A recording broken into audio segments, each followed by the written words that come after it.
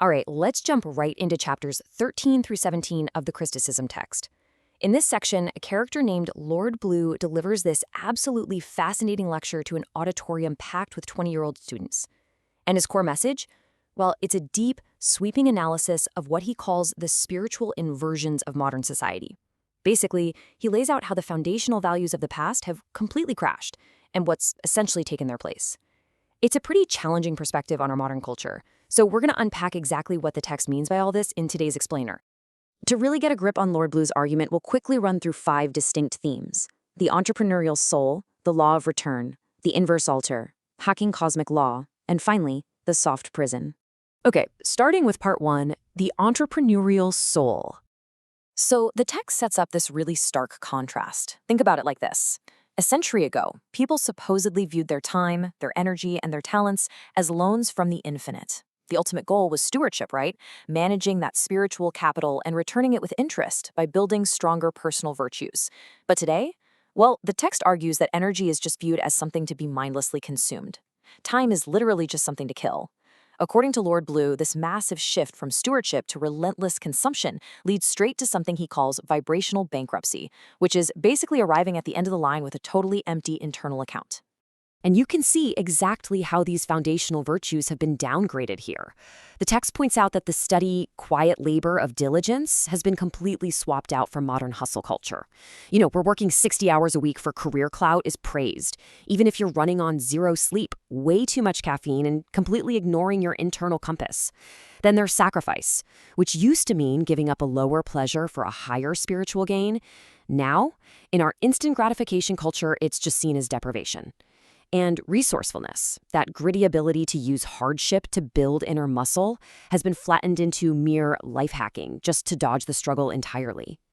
Moving right along to part 2, the law of return. Central to this section is the concept of assumed forgiveness.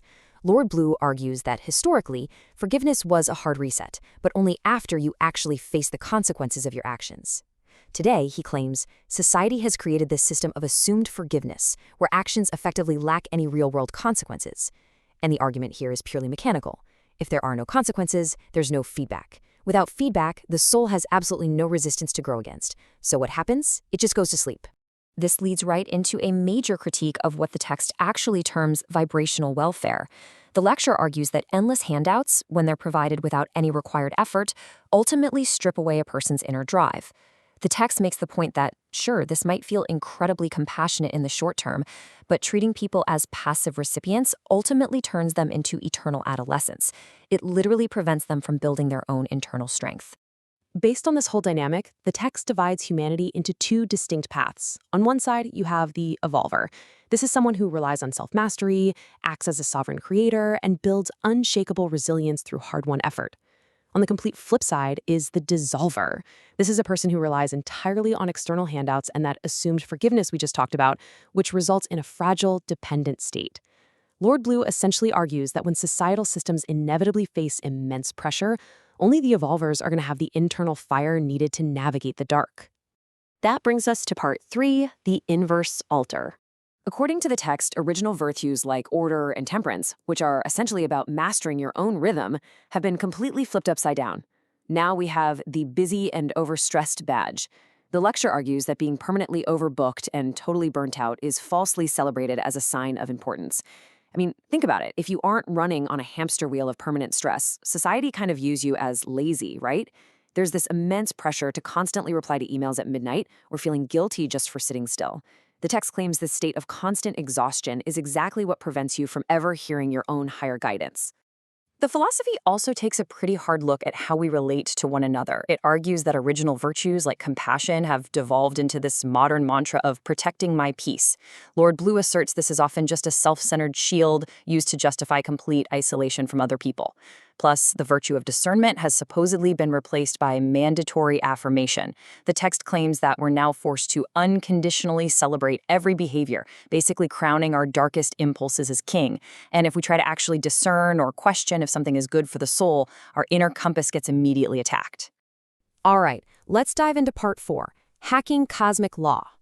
When looking at modern frameworks regarding diversity and inclusion, Lord Blue posits a major philosophical distinction here. He argues that equal opportunity is sacred, giving everyone a desk and a book and letting their sacred effort shape the outcome. However, forcing outcome equity, meaning guaranteeing the exact same result for everyone regardless of input, is viewed in this philosophy as a spiritual cheat code. Impartially speaking, the text claims this approach punishes mastery, rewards dependency, and stunts the soul's necessary growth, because it erases the very effort required to evolve. To explain exactly how these massive societal shifts happen, the source lays out this 5-step creeping normalcy framework. It starts with introduction, showing a destructive behavior as a rare exception. Then, boom, comes normalization, where it suddenly appears everywhere in the media. That's quickly followed by legalization, as institutions step in to protect it.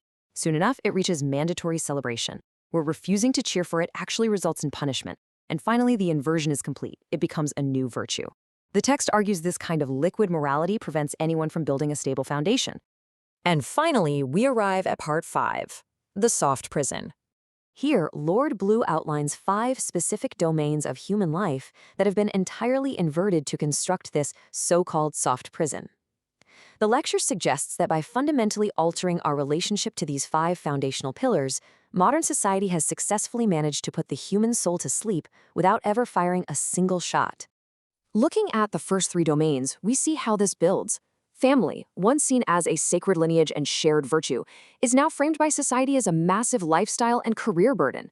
Privacy, which the text beautifully calls the laboratory of the soul, is now treated with suspicious secrecy in our modern age of radical digital transparency. And perhaps most controversially, hardship, once considered the great teacher and growth factor for human resilience, is now instantly labeled as unacceptable trauma, effectively robbing students of the chance to actually overcome it. Furthermore, this inversion extends right down to our biology and our words.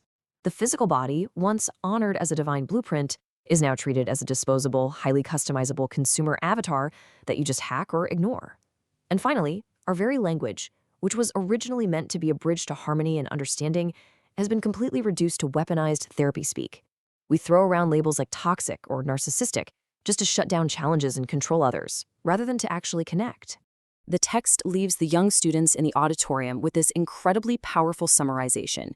The most dangerous prisons don't look like cages. They look like comfort. Lord Blue argues that this modern atmospheric slime doesn't attack you directly. It doesn't look like literal chains. Instead, it just puts your soul to sleep with free stuff, endless digital distractions, and constant unearned validation. It's a prison of absolute comfort, which makes it infinitely more difficult to recognize and escape.